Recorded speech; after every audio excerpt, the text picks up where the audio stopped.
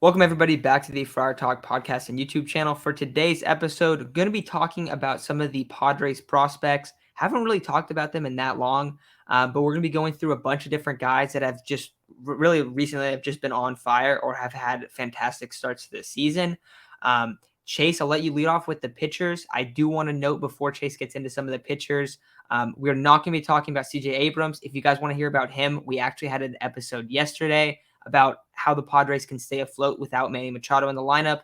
CJ was called up yesterday as well. So we talked a lot about him there. So I'm not going to bring him up in this one. But Chase, you wanna get into some of these Padres prospect pitchers that have been balling out recently? Yeah, so recently, their overall numbers, just a heads up, if you look at them, they're not very good. So I'm just mainly basing this off the month of June or the past three starts. So for Robert Gasser, he got lit up June 2nd, which he got hit for 5 runs, but after that, he's been gold. June 8th, he went 7 innings, 4 hits, 1 run, 11 strikeouts. June 14th, another 5 runs, no earned runs, 4 strikeouts. And then June 19th, which was yesterday, 7 innings, no earned runs, 8 strikeouts. He's been absolutely killing it. Looks like he's found his groove. He's taking everything up. Uh, Compared to what he was doing at the beginning of the season, this is a great turn in the right direction. Hopefully he continues this because that means he'll be an important part of this rotation in the future, and that's exactly what we need. Reggie Lawson, for those who haven't heard that name in a while, he's had himself a really solid June so far. 5 innings, 1 earned run, 4 strikeouts. June 7th, June 12th, 4.2 innings, 0 earned runs, 9 strikeouts. June 18th, 5 innings, 1 earned run, 1 strikeout, 1 walk. For a guy that's coming back from injury, that is a very good sign. He's starting to get his innings up. He's not allowing any runs really. Iffy on walks, but he's limited the hits, limited the earned runs, no home runs given up. His strikeouts are right around there. He's doing good. It looks like he's going to corner, finally get healthy and everything. And then another guy I'd like to mention, he's just kind of been balling out all year, is Moises Lugo. He has a low 2.4 ERA, about 30 innings pitched and 44 strikeouts, like a low 1 whip. Absolutely killing it.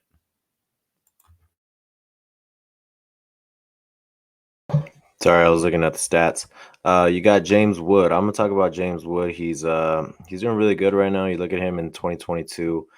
He's played he's played rookie ball and in Lake Elsinore. Lake Elsinore, he's hitting 303 with a 980 OPS. I think it's in 23 games or in 18 games. Sorry, played a total of 23 so far in 2022.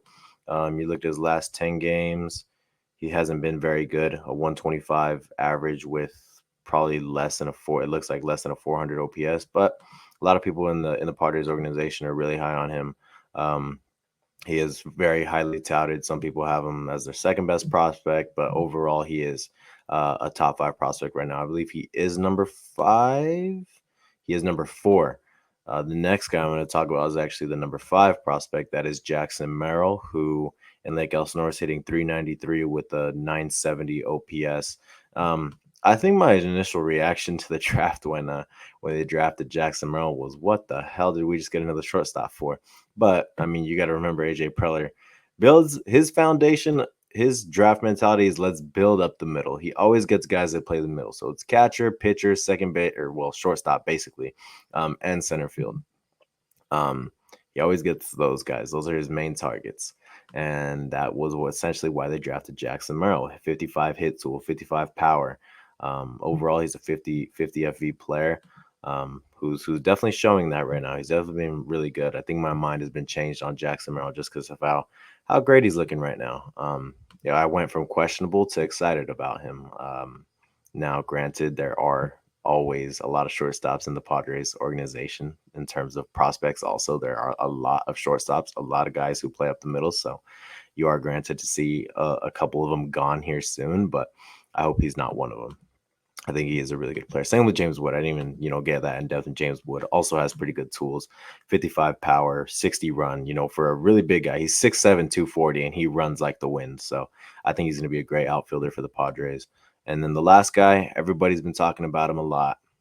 Nonetheless, I mean, he's been fantastic. I don't blame everyone for talking about him. He's been arguably the Padres' best minor leaguer up to this point.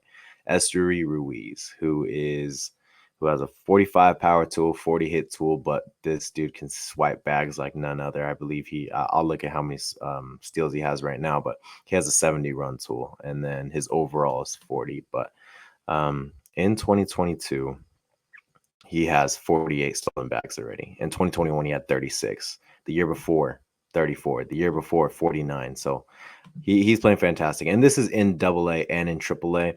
In AAA, he's hitting 422 with a 1260 OPS.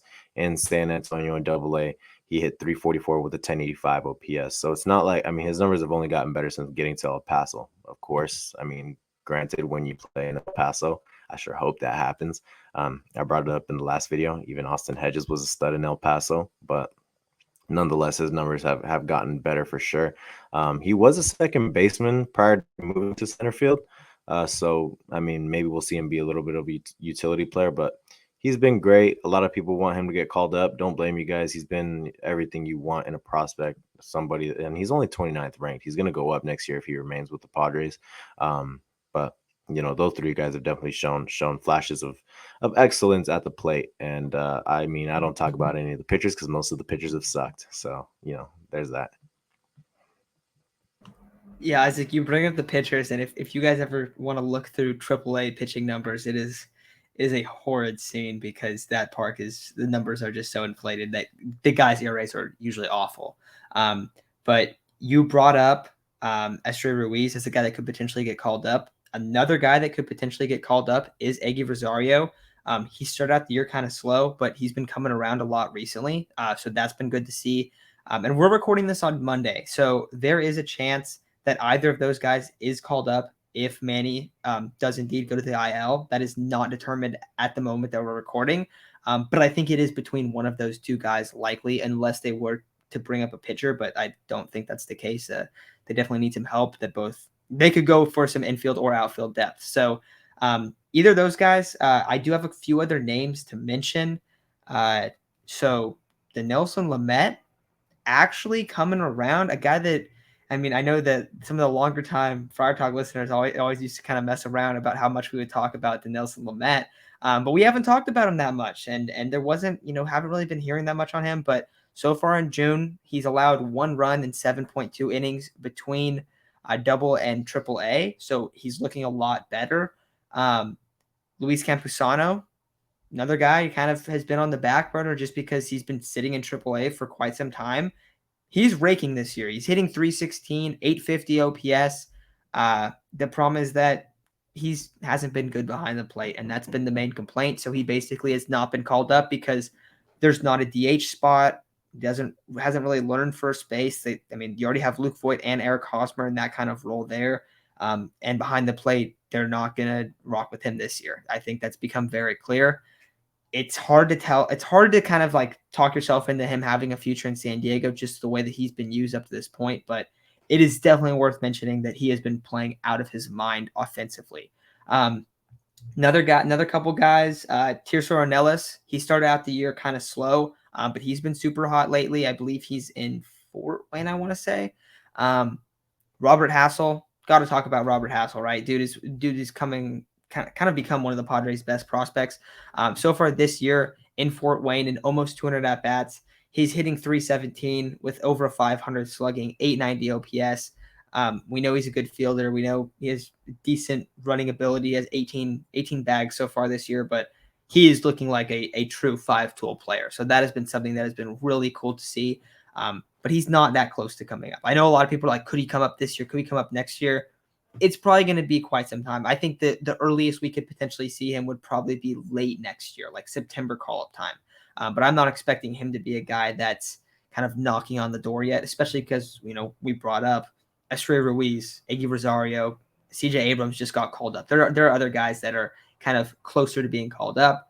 And then I think the only other guys that I wanted to mention that have really looked really good so far are Arlen Susana, who's only pitched 7 innings, and 7 innings in rookie ball.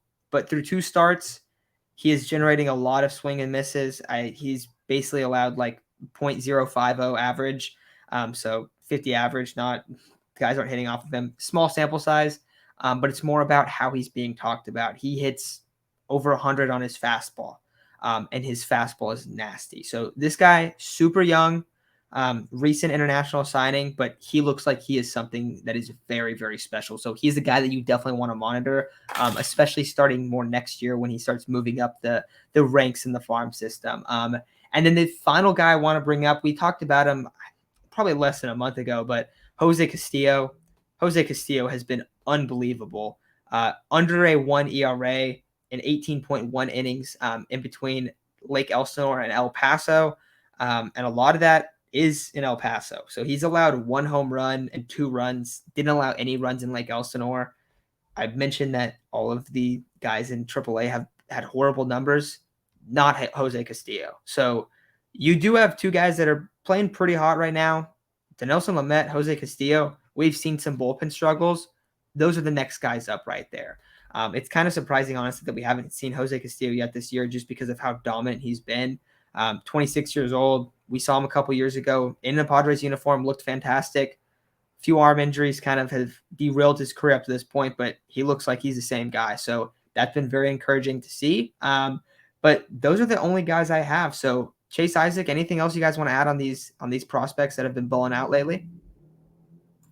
It's kind of good to see. Like we've mentioned, these starting pitchers across basically the minor leagues haven't looked really good. Gasser and Lawson have started to turn it around. You look at the other guys, they're having really bad years. But another guy to mention is Michelle Baez. I know we've had some struggles in the bullpen with righties, and it looks like, we don't have another option with Johnson gone for who knows how long because of his arm injury. And with Steven Wilson struggling, you look who's the next man up. You still have Lamet down there. Michelle Baez has a 2.7 ERA in Double-A. He's been pitching really well. He deserves his shot. He hits mid-90s, has a really solid changeup. He's pitched in the MLB. He has some experience before he went down with the arm injury. But, I think it's time to give him a call-up. If not, Lamet can't be worse than Wilson right now. They definitely deserve their shot. Yeah, I got nothing to really say. I mean, hopefully a couple of them pan out. It is the Padres. Nonetheless, like I will say it again, it is the Padres. They tend to not pan out for us, unfortunately, but hopefully some of them do. I think Merrill and Wood are both very good players. I think everyone in our top 5, top 10 are very good players. But when it comes to when they'll make an impact, you look at Abrams' his ETA was this year. I did say before the video started that I think COVID kind of pushed everyone back 1 year. So originally it was 2022 for Abrams, which he is there now. Hopefully he's able to produce. Hassel, I think, like you said, Matt, late 2023. Campusano, I actually thought he should have been ready by this year. I don't know what's going on with him. It has to be something defensively. But other than that, the closest guys that are supposed to come up are like Eggy Rosario, Reese Kinnear. Other than that, you see a lot of 2024s and 2025s. So, yeah. Yeah, that makes sense with a lot of these guys under contract too. I mean, you don't have a lot of spots that are going to be vacant. Like you have a couple outfield spots, but then there's a couple guys that are somewhat close. I think, I don't know, outside of CJ Abrams, I feel like Estrella Ruiz and Iggy Rosario are the only guys that I'm really confident that are like, at least hitting wise, are they going to come up and, be like producers in the lineup somewhat soon. But we'll have to see how that plays out. Not really quite sure. But Chase, you mentioned kind of the concerns with the pitching, like development. A lot of the guys that are pitchers are super young. And there's also a lot of guys that aren't even pitching yet this year. So that's definitely the big weakness if you look at this whole Padres organization as a whole, which is kind of odd when you consider that in the MLB, that's the biggest strength. And they have all of these guys that are balling out. So that's a positive thing. But it just kind of makes you want to lock up Musgrove in a deal even more. So, but it is good to see that some of these guys are turning around, especially Robert Gasser and Reggie Lawson, because like both of those guys started out the year pretty slow. And Robert Gasser's guy that we've talked about too is potentially being like probably the next, like the second best arm behind Mackenzie Gore coming into this year. So him coming around and turning it around and looking really good. Also pitching deep into games too is something that is really, really good to see. But I think outside of those guys, I think that's the only guys that we kind of wanted to touch on. If there are guys that that are balling out in the Padres system, or maybe are struggling or underachieving, whatever it is, comment below. I would love to hear kind of on all those guys. But we're not following the Padres farm system super closely, but we're keeping an eye on a lot of these guys. And the bigger names, of course, are easy to follow and see how they're playing, because also any of these guys hit a home run, like what's happening. And you kind of get all the CJ Abrams bat flips, the James Wood hits 500 feet. You get all those, and especially because some of these guys too, pitching wise, like Susanna, for instance, have just some nasty stuff. So you also see those kind of pop up from time to time. But yeah, let us know if there's any guys that we didn't mention, any guys that you think that deserve some love, because when we talk about the prospects, we want to give you guys as much content as we can when it comes to that. But I think that's probably going to do it for today's video. Later in this week, I think we're going to have Ryan back on. He's going to be talking about the draft, so that will be really fun. Going to be talking about, I think, like the first 3 rounds or so, maybe some late round like sleeper picks in the draft. But this is one of the best MLB drafts in quite some time. I think some former scouts or some current scouts are basically saying like this is the best draft that they've seen in their lifetime. So pretty incredible stuff there. And if that sounds kind of a little bit hyperbole, keep in mind a lot of these guys' schooling got totally messed up, and so they're all coming out at the same time. And so that's a lot of the reason why that's been the case. But everyone kind of had 1 year back. They came back last year, and then, okay, this is the year that they're going to be coming out. So makes sense why there's so much talent coming out this year. But that will be a really fun episode to have, and to kind of maybe get some projections on who the Padres could be picking. They have quite a bit of draft capital. They're not one of the worst teams in the league last year, so they're not like the top 10. I think they're like 15th. I want to say 15th or 16th. They also have a couple comp picks, and they didn't lose any picks to contracts either. So they have a lot more draft capital than some teams that are even ahead of them, just because they have significantly more picks. But I think it's going to do it for today's episode. So thank you all for listening, and we will talk to you. We'll actually be going live tomorrow evening, probably, I'm guessing, like 6 o'clock after the finale of the Padres series against the Diamondbacks. But I think it's going to do it for today's episode. So thank you all, and we'll talk to you all very soon.